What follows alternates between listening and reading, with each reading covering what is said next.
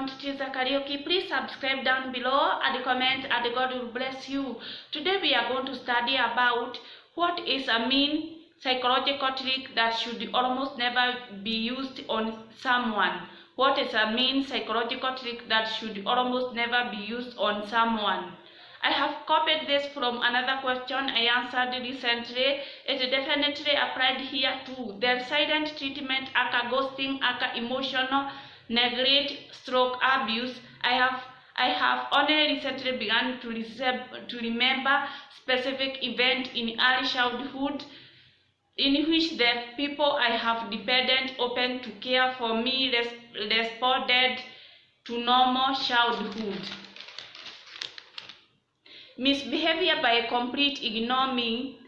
There are at least two instances that could have been avoided for those people had talked to me before deciding that the appropriate response to my behavior was to ignore me completely. I was very young child when I first encountered this. I repressed an awful lot of memory of abuse through neglect, and I have seriously questioned whether or not it is wise to continue therapy because I don't want to remember any more horrible thing. When I was 16, I began dating someone and eventually we get married. He had and his mother frequently used the silent treatment as well as other forms of abuse. If we had an argument, he would just take off. This was before everyone had a smartphone in their pocket, but Paige had a smartphone in their pocket, but Paige was still a thing. He would take off sometimes for a day, and I would have way of counting him. His mother would lie for me and say she hadn't spoken to him when in fact he was in the same room with her. They knew that the most effective way to hurt me was to ignore me. I would have panic attack. I would self-harm, and when they did smart speaking to me again, I was just relieved and thanked them for not abandoning me completely. Then just a bit 2 years ago, I would have panic attacks when my two closest friends didn't answer text right away. There were perfectly logical reasons for why they did it, but in the midst of an emotional flashback, logic wasn't possible. I begged them to let me know with a short text that they were busy and that we could talk later. I wasn't asking them to do this in order to control them or manipulate them. I was asking them to do this because it triggered me, and I would flash back to the other times in my life when people I trusted ignored me. I had been going through a particular bad depression, and I finally broke down.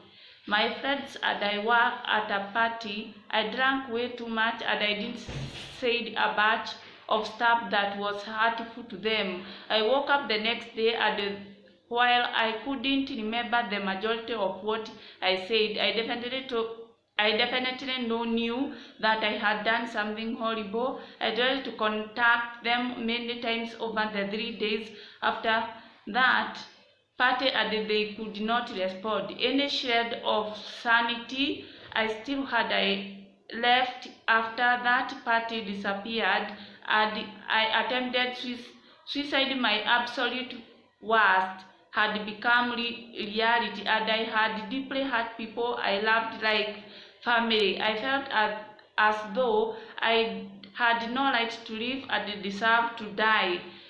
We didn't speak for about 2 months. I was placed on medical leave from work and now had to deal with having lost them as well as trying to heal from the depression. I think I had started to accept that they weren't ever coming back and that I needed to move on when one of them contacted me wanting to begin a dialogue to resolve it all. I apologized, they accepted, and we agreed to restart rebuilding our relationship.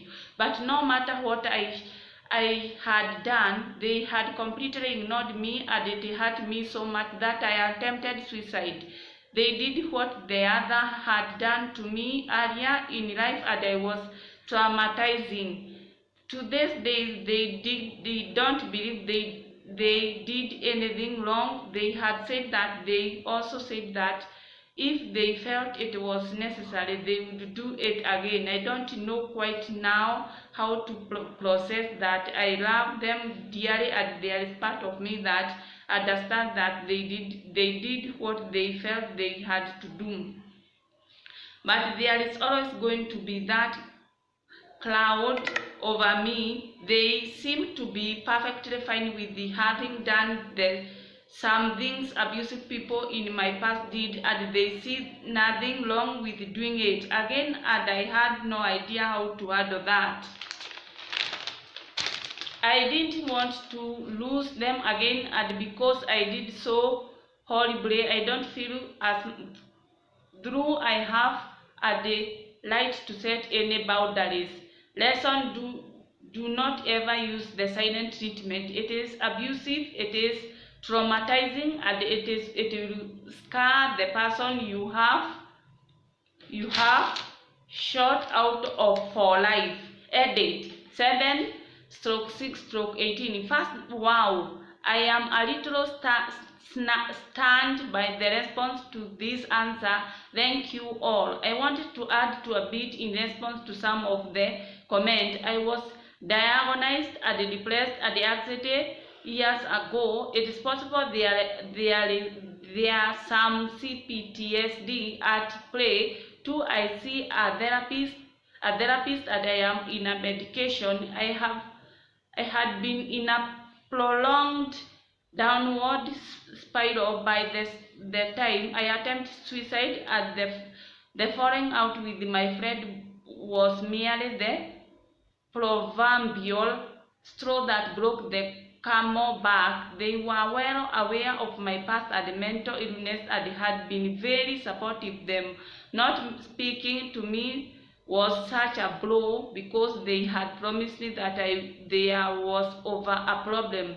They would talk to me about it and wouldn't just ignore me. They don't feel bound by that promises after that party, and I get that it is not easy to accept, but I do.